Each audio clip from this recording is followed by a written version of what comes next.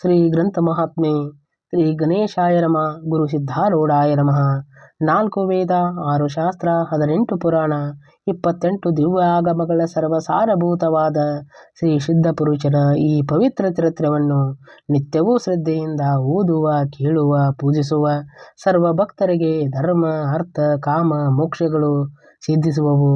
ಸರ್ವ ನಷ್ಟ ಕಷ್ಟಗಳು, ಸರ್ವ ಪಾಪ ತಾಪಗಳು, ಚೋರ ವೈರಿ ವಿಷಯ ಭೂತಾದಿ ಭೀತಿಗಳು ಬಯಲಾಗಿ ಸರ್ವದಾ ಸಕಲ ಸನ್ಮನ್ನಗಳಿಂದ ಕೂಡಿದ ಸುಖ ಸೌಭಾಗ್ಯಗಳು ಒದಗಿ ಬರುವವು. ಶ್ರೀ ಸಿದ್ಧ ಸದ್ಗುರುವನ್ನು ಕೃಪಾವರ್ಗೀಕ ಶ್ರವಣ ಮಾಡೋದರಿಂದ ಶಾಂತಿ, ದಾಂತಿ, ವಿವೇಕ, ಜ್ಞಾನ, ಸದ್ಭಕ್ತಿಗಳು ಸಪ್ರಾಪ್ತವಾಗುವವು.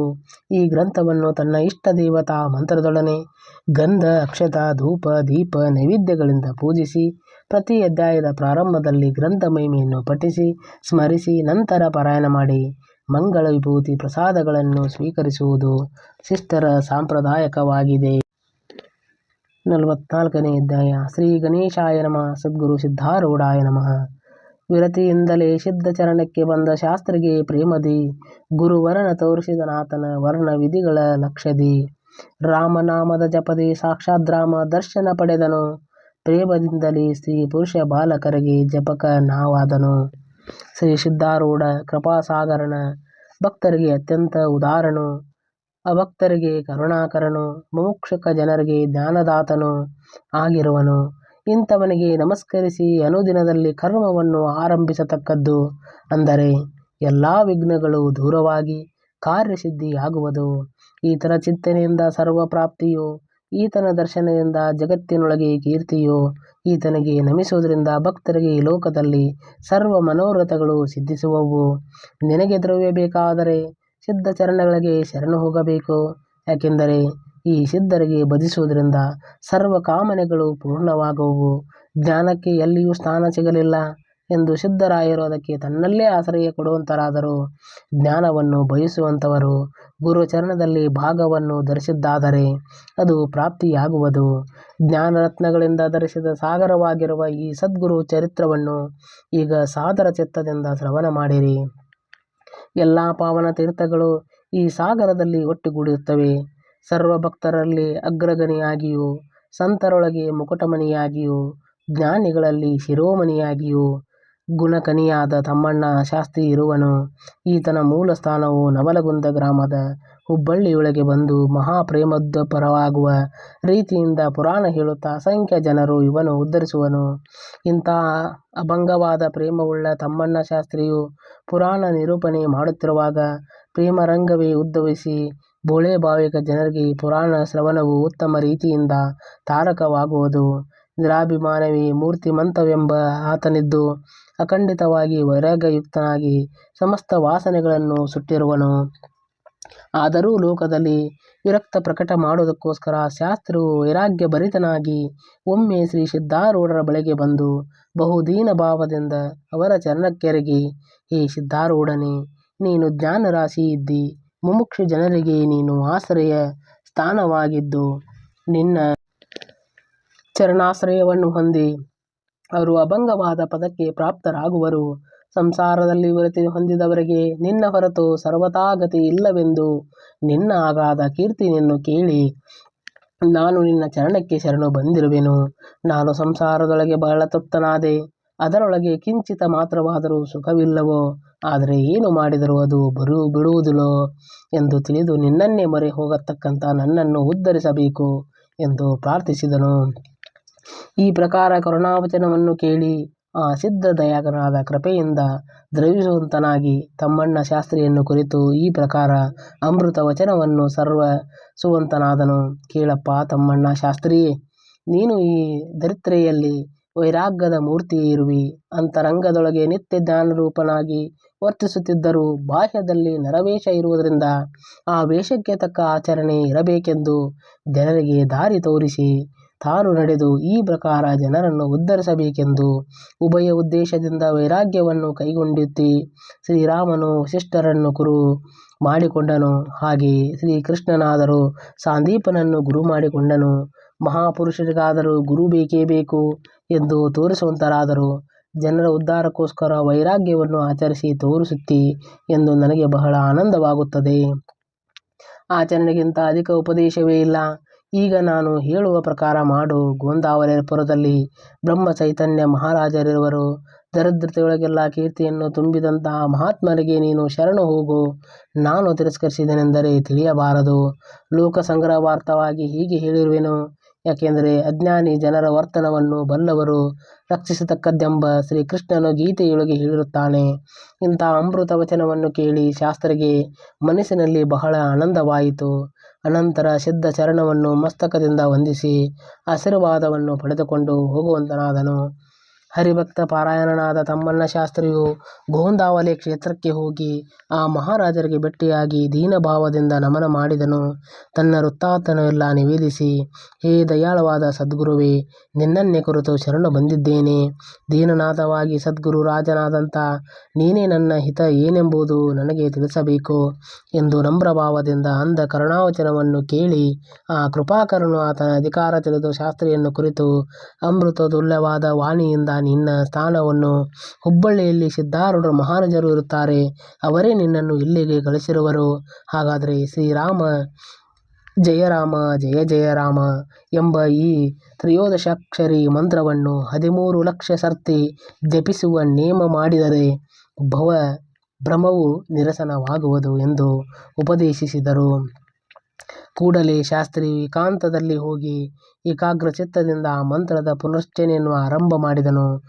ಜಪಾಂತ್ಯದಲ್ಲಿ ಪ್ರತ್ಯಕ್ಷ ಶ್ರೀರಾಮನೇ ಬಂದು ಶಾಸ್ತ್ರಿಗೆ ದರ್ಶನವನ್ನು ಕೊಡುವಂತನಾದನು. ಕೋಟಿ ಸೂರ್ಯ ಪ್ರಕಾಶದಂಥ ದಿವ್ಯ ಜ್ಯೋತಿಯಿಂದ ವ್ಯಾಪಿಸಿರುವಂತಹ ರಾಮಮೂರ್ತಿಯನ್ನು ಕಾಣಿಸುತ್ತಿದ್ದು ತತ್ಕಾಲ ಶಾಸ್ತ್ರಿಗೆ ದೇಹಭಾವವು ತಪ್ಪಿ ಸಮಾಧಿ ಸ್ಥಿತಿಯನ್ನು ಹೊಂದಿದನು. ಶ್ರೀರಾಮ ದೇವರನ್ನು ನೋಡುತ್ತಾ ನೋಡುತ್ತಾ ಒಂದು ಗಳಿಗೆ ಪರ್ಯಂತ ದೇಹವನ್ನು ಮರೆತನು. ಆಮೇಲೆ ಇದೇ ಪ್ರಕಾರ ನಿತ್ಯದಲ್ಲಿಯೂ ದರ್ಶನ ಲಾಭವಾಗಬೇಕು. ನನ್ನ ಜೀವಕ್ಕೆ ಮತ್ತೇನೂ ಒಲ್ಲೆ ಎಂದು ಅಂದದ್ದಕ್ಕೆ ಶ್ರೀರಾಮನು ನನ್ನ ನಾಮದಿಂದಲೇ ದರ್ಶನ ಪ್ರಾಪ್ತವು ಎಂದು ಆಶ್ವಾಸನವನ್ನಿತ್ತನು. ಆಗ ಶಾಸ್ತ್ರಿಯು ಆ ದೇವನಿಗೆ ನಮಸ್ಕಾರ ಮಾಡಿದನು. ಕೂಡಲೇ ಆ ಮೂರ್ತಿಯನ್ನು ಅಂತರಾಧಾನವಾಯಿತು. ಸದ್ಗುರು ಕೃಪೆಯಿಂದ ಸಾಕ್ಷಾತ್ಕಾರವನ್ನು ಹೊಂದಿ ಆ ಮಹಾರಾಜರ ಚರಣಗಳಲ್ಲಿ ಶಿರವನ್ನಿಟ್ಟು ನಮಸ್ಕರಿಸುವಾಗ ಶಾಸ್ತ್ರಿಯ ಹೃದಯದಲ್ಲಿ ಅಪಾರ ಪ್ರೇಮವು ಉಂಟಾಗಿ ನೇತ್ರಗಳಿಂದ ಜಲಧಾರೆಗಳು ಸುರಿಸುವಂತಗಳಾದವು. ಹಾಗೆ ಶಾಸ್ತ್ರಿಯು ಕುರಿತು ಬ್ರಹ್ಮ ಚೈತನ್ಯ ಮಹಾರಾಜರು ನಿನ್ನನ್ನು ಸಚ್ಚಿದಾನಂದರಾದ ಸಿದ್ಧಾರೂಢರು ಇಲ್ಲಿಗೆ ಕಳುಹಿಸಿದರು. ಆದ್ದರಿಂದ ನಿನಗಾದರೂ ಸಚ್ಚಿದಾನಂದ ಈ ನಾಮವನ್ನು ಕೊಟ್ಟಿರುತ್ತೇನೆ. ಈಗ ಹೋಗು, ಜನರನ್ನು ಉದ್ಧರಿಸುವವನಾಗು ಎಂದು ಹೇಳಿದರು. ಅನಂತ ಸದ್ಗುರುಗಳ ಆಜ್ಞೆಯನ್ನು ಪಡೆದುಕೊಂಡು ಶಾಸ್ತ್ರಿಯು ಹುಬ್ಬಳ್ಳಿಗೆ ತಿರುಗಿ ಬಂದು ಅನನ್ಯ ಭಾವದಿಂದ ಸಿದ್ಧಾರೂಢ ಚರಣಗಳಿಗೆ ನಮಸ್ಕರಿಸಿ, ಹೇ ದಯಾಳನೇ, ನಿನ್ನಾಜ್ಞೆಯಿಂದ ಹೋದ ಕೂಡಲೇ ಸದ್ಗುರುಗಳು ನನಗೆ ತ್ರಯೋದಶಾಕ್ಷರಿ ಮಂತ್ರವನ್ನು ಉಪದೇಶಿಸಿದರು. ಆದ್ದರಿಂದ ನಾನು ಕೃತ್ಯನಾದೆನು. ನಿನ್ನವೇ ಎಲ್ಲ ರೂಪಗಳಿರುವವು ಎಂದು ನನಗೆ ಪ್ರತೀತಿಯಾಗಿರುತ್ತದೆ. ಈಗ ಚಿತ್ತದಲ್ಲಿ ನಿರಾಭಿಮಾನ ಸ್ಥಿತಿ ಬರುವುದಕ್ಕೆ ನನಗೆ ಯುಕ್ತಿಯನ್ನು ತೋರಿಸಬೇಕಾಗುತ್ತದೆ ಎಂದು ಪ್ರಾರ್ಥಿಸಿದನು. ಆಗ ಸಿದ್ಧಾರೂಢರು ನಗುತ್ತಾ, ಲೋಕ ಸಂಗ್ರಹಾರ್ಥ ಏನಾದರೂ ಮಾಡಬೇಕು.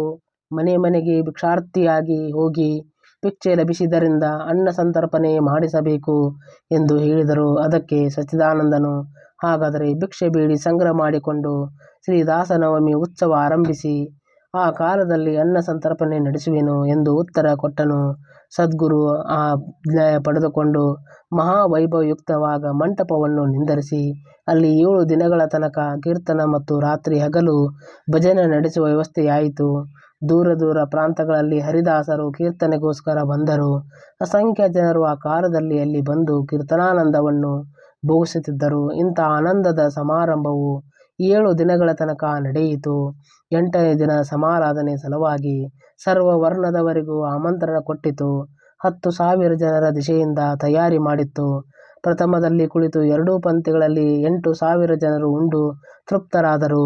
ಭೋಜನ ಕಾಲದಲ್ಲಿ ಸಿದ್ಧರಾಯರು ಬಂದು ಆ ಮಹತ್ತಾದ ಸಮಾರಂಭವನ್ನು ನೋಡಿ ಮನಸ್ಸಿನಲ್ಲಿ ಬಹಳ ಸುಖಪಟ್ಟು ಆನಂದದಿಂದ ವಚನವನ್ನು ಅನ್ನುತ್ತಾರೆ. ತಮ್ಮಣ್ಣ ಶಾಸ್ತ್ರಿಯೇ, ನೀನು ಧನ್ಯನು ಧನ್ಯನು. ನೀನು ದರಿದ್ರಿಯೊಳಗೆ ಖ್ಯಾತಿಯನ್ನು ಮಾಡಿದಿ. ಭಿಕ್ಷೆಯಿಂದ ಇಂತಹ ಸಮಾರಾಧನೆಯನ್ನು ಮಾಡಿದ್ದೆಂಬುದು ನಿಶ್ಚಯವಾಗಿ ಬಹು ವಿಚಿತ್ರವಾಗಿದೆ. ಇದನ್ನು ಕೇಳಿ ಶಾಸ್ತ್ರಿಯು, ಹೇ ಸದ್ಗುರುನಾಥ, ಇದೆಲ್ಲ ನಿನ್ನದೇ ಕೃತಿ ಇರುವುದು. ದೀನನಾದ ನನ್ನನ್ನು ಮುಂದಕ್ಕೆ ಮಾಡಿ ಸರ್ವಕೃತ್ಯವನ್ನು ನೀನೇ ನಡೆಸುತ್ತಿ ಎಂದು ಉತ್ತರ ಕೊಟ್ಟನು. ಪ್ರಥಮ ಪಂಕ್ತಿಗಳಲ್ಲಿ ಎದ್ದ ಕೂಡಲೇ ಪುನಃ 8,000 ಜನರು ಭೋಜನಕ್ಕೆ ಬಂದು ಕುಳಿತರು. ಇಷ್ಟೊಂದು ಜನರನ್ನು ನೋಡಿ ಶಾಸ್ತ್ರಿಯು ಮನಸ್ಸು ಬಹಳ ಖಿನ್ನವಾಗುವಂಥದ್ದಾಯಿತು. 2,000 ಜನರ ಸಲುವಾಗಿ ಅನ್ನ ಸಂಗ್ರಹವು ಉಳಿದಿತ್ತು. ಅಧಿಕ ಅನ್ನವನ್ನು ಕೂಡಲೇ ತಯಾರಿಸಲಿಕ್ಕೆ ಸಾಧ್ಯವೇ ಇದ್ದಿಲ್ಲ. ಈಗ ಏನು ಮಾಡಬೇಕೆಂಬುದು ವಿಚಾರವು ಸೂಚಿಸದೆ ಶಾಸ್ತ್ರಿಯು, ಹೇ ಸದ್ಗುರುರಾಯನೇ, ನಿನ್ನ ಕಾರ್ಯವನ್ನು ನೀನೇ ಸಂಭಾಳಿಸು ಎಂದು ಹೇಳಿ ಸಿದ್ಧ ಸದ್ಗುರುಗಳನ್ನು ಕರೆದುಕೊಂಡು ಪಾಕಶಾಲೆಯೊಳಗೆ ಹೋದನು. ಅಲ್ಲಿ ಸದ್ಗುರುನಾಥನು ಏನು ಮಾಡಿದನೆ ಎಂದರೆ ಸರ್ವ ಸಾಹಿತ್ಯವನ್ನು ಕೃಪಾದೃಷ್ಟಿಯಿಂದ ನೋಡುವಂತನಾದನು ಮತ್ತು ನೀಡಲಿಕ್ಕೆ ಬೇಗನೆ ಆರಂಭ ಮಾಡಿರಿ, ಯಾರೂ ಚಿಂತೆ ಮಾಡಬೇಡಿರಿ, ಸದ್ಗುರು ಸಮರ್ಥನನ್ನು ಹೃದಯದಲ್ಲಿ ಚಿಂತಿಸುವರಾಗಿರಿ ಎಂದು ನುಡಿದದ್ದನ್ನು ಕೇಳಿ ಶಾಸ್ತ್ರಿಗೆ ಬಹಳ ಆನಂದವಾಗಿರಿ. ಸದ್ಗುರುವೇ ಎಲ್ಲ ಭಾರವನ್ನು ವಹಿಸಿಕೊಂಡು ನನ್ನ ಋತಾಪವನ್ನು ನಿರಸನ ಮಾಡಿದನು. ಸಹಾಯಕನಾಗಿ ಸದ್ಗುರುನಾಥನು ಬಂದನು. ಬಡಿಸಲಿಕ್ಕೆ ಇನ್ನೂ ಬೇಗನೆ ತಕ್ಕೊಳ್ಳಿರಿ ಎಂದು ಅಂದನು. ನೀಡಲಿಕ್ಕೆ ಆರಂಭಿಸಿದ ಕುಳಿತವರೆಲ್ಲರಿಗೂ ಯಥೇಷ್ಟ ಭೋಜನವನ್ನು ನೀಡಿದನು. ಪುನಃ ಅನ್ನಾದಿ ಪದಾರ್ಥಗಳನ್ನು ಬಡಿಸಲಿಕ್ಕೆ ಒಯ್ದರು. ಅಷ್ಟೂ ಜನರು ಊಟ ಮಾಡಿ ಎದ್ದರು. ಅನ್ನ ಸಂಗ್ರಹವು ಇನ್ನೂ ಉಳಿದಿತ್ತು. ಆಶ್ಚರ್ಯಚಕಿತರಾದರು. ಶಾಸ್ತ್ರಿಗೆ ಅತ್ಯಂತ ಆನಂದವಾಗಿ, ಯಾವಾತನ ಕೃಪೆಯಿರುವುದರಿಂದ ಭಕ್ತರೆಲ್ಲರೂ ನಿಶ್ಚಯವಾಗಿರುವರು. ಆ ಸದ್ಗುರು ಸ್ತುತಿವಂತರಾದರು. ಅನಂತರ ಸದ್ಗುರುಗಳ ಸಿದ್ಧಾಶ್ರಮಕ್ಕೆ ಹೋದರು. ಭಕ್ತರೆಲ್ಲರೂ ತಮ್ಮ ತಮ್ಮ ಗೃಹಕ್ಕೆ ಹೋಗುವಂತರಾದರು. ಇರಲಿ, ಲೋಕೋದ್ಧಾರ ಕರ್ತವ್ಯಗಳ ಏನೇನು ಮಾಡತಕ್ಕವೋ ಎಂದು ತಮ್ಮಣ್ಣ ಶಾಸ್ತ್ರಿಯು ಚಿಂತಿಸುತ್ತಿರುವನು. ಒಂದಾನೊಂದು ದಿವಸ ಸಿದ್ಧಾರೂಢರ ಬಳಿಗೆ ಬಂದು, ಸದ್ಗುರುನಾಥನೇ, ನನ್ನ ಬುದ್ಧಿಗೆ ಒಂದು ಯುಕ್ತಿ ಹೊಳೆದಿದೆ. ಅನೇಕರಿಗೆ ನಾಮಸ್ಮರಣೆ ಮಾಡಲಿಕ್ಕೆ ಹಚ್ಚುವುದೇ ಅದರ ಉದ್ದೇಶವಾಗಿರುತ್ತದೆ. 13 ಕೋಟಿ ನಾಮ ಜಪ ನಡೆಸುವ ಸಂಕಲ್ಪ ಮಾಡಿ ಪ್ರತಿಯೊಬ್ಬ ಭಕ್ತನು ಸ್ವಲ್ಪ ಸ್ವಲ್ಪ ಮಾಡುತ್ತಾ ನಡೆದರೆ ಎಲ್ಲರೂ ಕೂಡಿ ವರ್ಷಾಂತದಲ್ಲಿ ಸಂಖ್ಯೆ ಪೂರ್ಣವಾದೀತು ಎಂದು ಹೇಳಿದ ಲೋಕೋದ್ಧಾರದ ಉಪಾಯವನ್ನು ಕೇಳಿ ಸದ್ಗುರುನಾಥನಿಗೆ ಆನಂದವಾಯಿತು. ಆಗ ಸಿದ್ಧರ ಆಜ್ಞೆಯನ್ನು ಪಡೆದುಕೊಂಡು ಶಾಸ್ತ್ರಿಯು ತಮ್ಮಲ್ಲಿ ಶ್ರವಣಕ್ಕೆ ಬರುವ ಸದ್ಭಕ್ತರನ್ನು ಕುರಿತು ತ್ರಯೋದಶಾಕ್ಷರಿ ತಾರಕ ಮಂತ್ರವನ್ನು ನಿತ್ಯದಲ್ಲೂ ಸಂಖ್ಯಾನುಸಾರ ಜಪಿಸಿ ಪ್ರತಿಯೊಬ್ಬರ ಸಂಖ್ಯೆಯನ್ನು ಹಚ್ಚಿಕೊಂಡು ಎಲ್ಲರೂ ಕೂಡಿ 13 ಕೋಟಿ ಮಾಡಬೇಕು ಎಂದು ಹೇಳಿದ್ದು ಕೇಳಿ ಭಕ್ತರೆಲ್ಲರೂ ತಮ್ಮ ತಮ್ಮ ಹೆಸರುಗಳನ್ನು ಕೊಟ್ಟರು. ಶಾಸ್ತ್ರಿಯು ಬರೆದುಕೊಂಡು ಪ್ರತಿ ದಿವಸ ಬೆಳಗ್ಗೆ ಬಂದು ಪೂರ್ವ ದಿವಸದ ಜಪ ಸಂಖ್ಯೆಯನ್ನು ಶಾಸ್ತ್ರಿಗೆ ನಿವೇದಿಸುವರು. ಅತ್ಯಾದರದಿಂದ ಪ್ರತಿಯೊಬ್ಬ ಭಕ್ತನು ಮಾಲೆಯನ್ನು ಕೈಯಲ್ಲಿ ಧರಿಸಿ ಜಪವನ್ನು ಮಾಡುತ್ತಿದ್ದನು. ವೇಳೆ ವ್ಯರ್ಥವಾಗಿ ಕಳೆಯದೆ ಸರ್ವರು ದಿನೇ ದಿನೇ ಸಂಖ್ಯೆಯನ್ನು ಬೆಳೆಸುತ್ತಾ ನಡೆಯುವರು. ಎಲ್ಲರ ಸಂಖ್ಯೆಯನ್ನು ಕೂಡಿಸಿ ನೋಡಿದಾಗ ಅರೆ ತಿಂಗಳೊಳಗೆ 13 ಕೋಟಿ ಸಂಖ್ಯಾ ಪೂರ್ಣವಾಯಿತು. ಆದರೂ ಜಪ ಮಾಡುವವರು ಯಾರೂ ಬಿಡಲಿಲ್ಲ. ಪುನಃ 13 ಕೋಟಿ ಜಪದ ಸಂಕಲ್ಪ ಮಾಡಿ ಜಪವನ್ನು ನಡೆಸಿದರು. ಎಲ್ಲ ಜನರೊಳಗೆ ಜಪ ಮಾಡುವ ಪ್ರೇಮವು ಅನುಪಮವಾಗಿ ಬೆಳೆಯುತ್ತಾ ನಡೆಯಿತು. ಸ್ತ್ರೀ ಪುರುಷ ಬಾಲಕರ ಕೈಯಲ್ಲಿ ಎಲ್ಲಿ ನೋಡಿದರೂ ಮಾಲೆಯು ಶೋಭಿಸುವುದು. ಕಾಲವನ್ನು ವ್ಯರ್ಥವಾಗಿ ಹಾಳು ಮಾಡದೆ ಕೇವಲ ಮಂತ್ರವನ್ನೇ ಜಪಿಸುತ್ತಿರುವನು. ಎಲ್ಲರಿಗೂ ಈ ಪರಿಪಾಠ ಹತ್ತಿತ್ತು. ಅತ್ಯಾನಂದದಿಂದ ಸ್ಪಷ್ಟವಾಗಿ ನಾಮ ಜಪಿಸುವರು. ಈ ಪ್ರಕಾರ ಜನರೊಳಗೆ ನಾಮಸ್ಮರಣೆಯನ್ನು ಉತ್ಕಟ ಪ್ರೇಮವು ಉಂಟಾಯಿತು. ಈ ರೀತಿಯಿಂದ ತಮ್ಮಣ್ಣ ಶಾಸ್ತ್ರಿಯು ಲೋಕೋದ್ಧಾರ ಕಾರ್ಯವನ್ನು ಮಾಡುತ್ತಿರುವಾಗ ಸಿದ್ಧ ಕೃಪೆಯಿಂದ ನಡೆಯುತ್ತದೆ ಅಂತ ಹೇಳಿ ತಾನು ಯಾವುದಾದರೂ ಅಭಿಮಾನವನ್ನು ಪಡಲಿಲ್ಲ. ಸಿದ್ಧ ಸದ್ಗುರುಗಳ ಮೇಲೆ ಅದ್ಭುತ ಪ್ರೇಮವನ್ನು ತಾನೇ ಪ್ರಕಟ ಮಾಡಿ ಲೋಕಕ್ಕೆ ಉಪದೇಶಿಸುವನು. ಆತನ ಪುರಾಣ ಶ್ರವಣಕ್ಕೆ ಅಸಂಖ್ಯ ಭಕ್ತರು ಪ್ರೇಮದಿಂದ ಬರುತ್ತಾರೆ.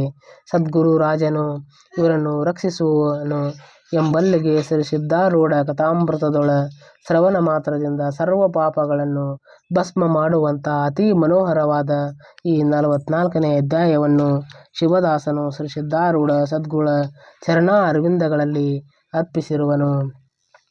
ಓಂ ನಮಃ ಶಿವಾಯ. ಓಂ ನಮಃ ಶಿವಾಯ. ಓಂ ನಮಃ ಶಿವಾಯ. ಓಂ ನಮಃ ಶಿವಾಯ. ಓಂ ನಮಃ ಶಿವಾಯ.